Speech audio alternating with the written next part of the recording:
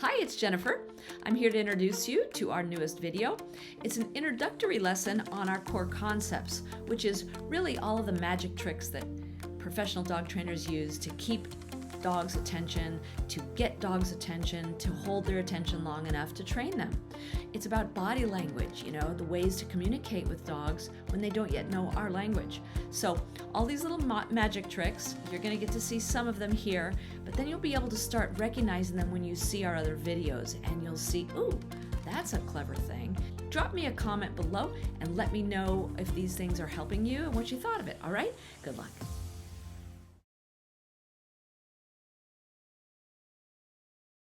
Next up, we're talking about body language, using body language, which is a dog's first language, to be able to show them what you want and need. And you're trying to teach them things. Without their attention, you cannot teach them very much. So we're helping them to learn our language by using a bunch of theirs in the interim, okay? So if I want Daisy to move with me, I'm going to move. Doesn't really do me any good if I try to pull her, and if I stand still, look at her, she's just going to oppose my pressure. So if I want Scamp to come with me, I'm going to move. And I'm going to move with my shoulders kind of away from him like that, because that's when Scamp thinks that I'm leaving. But if I want Scamp to stay put, I might face him with my shoulders and say, hey dude, stay there. But then if I move away again, and I move away quickly, Scamp wants to follow me. So movement is part of canine body language. Speed has a lot to do with body language as well. So when you speed up and slow down, that's going to, when you move fast, of course, it's going to draw your dog's attention back to you. And then when you move slower, it's going to have a tendency to calm more excitable animals. So you want to try to contrast the energy of the dog that you're working with. It really balances them out. So if you have a super anxious, high-energy dog, you want to use slower movements, stay, and lower vocal tones.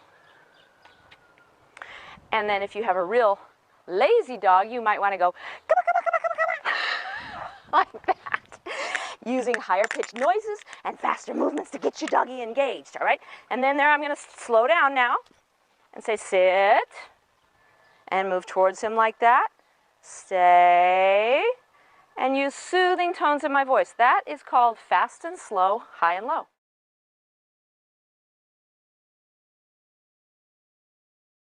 This is going to help your dog understand you so much better, and of course build your relationship, because you're willing to learn their language just as you were expecting them to learn ours.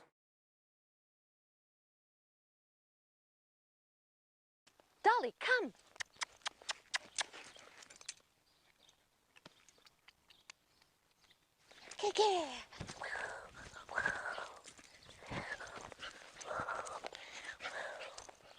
Scamp's going to help me show you some examples of using the 5 senses to keep and hold your dog's attention while training. The first thing that you can do if he won't listen to your voice is to touch him.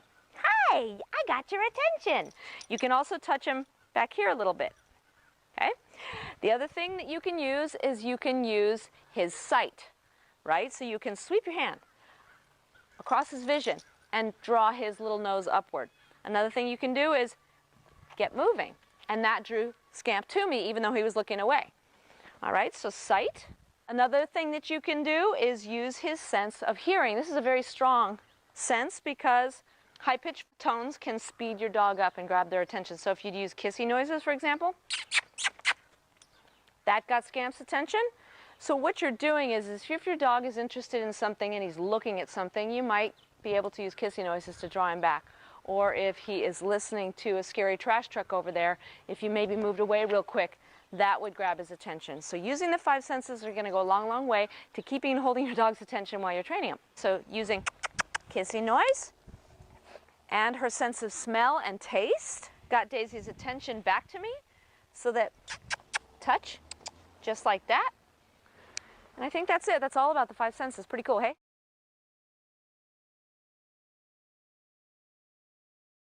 I often see people walking along, their dog did 10 things they didn't even notice. You lost 10 chances to teach your dog something right through there. So make sure that you get in the habit of watching his every move. You're looking for moments and opportunities to say, yes, Fluffy, that was right. Or, oops, lost opportunity, negative marker when they make an error. Okay? Paying attention.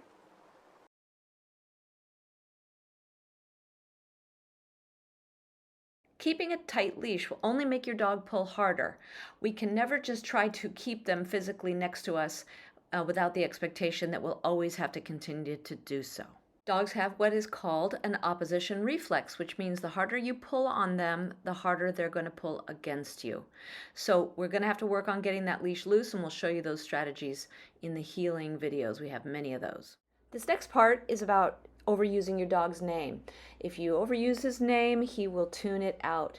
Also, you don't want to use his name ahead of every word, command, or cue that you're trying to teach, because if your dog indeed knows his name, he'll then hear his name and just tune out the word that follows it. Okay, lastly, I want to say that I'm not shaming this client. He's come to me for help. He just doesn't know how to get his dog's attention, and he understands my direct approach. All right, enjoy. Pino, Pino, Pino, come on. Pino, Pino. Good, treat quick. Fast. Great, so you get my point. Pino, what? What are you saying to me? What are you asking me? Where are we going? Is my name relevant? Pino, come. Good boy. Pino, come. Yes. Good. You see that added touch? Mm-hmm. Pino, come. Yes. Pino, come. I mean, it's immediate. I'm on top of it. When I want him to come, I'm going to say, Pino, come, and make it happen in that instant, because otherwise he says, you know, you can't make me. Yeah. You never really mean it when you say it, and so on. Say, Pino, come. Pino, come. Hey, Super Trainers, you were awesome today. I hope you learned something new.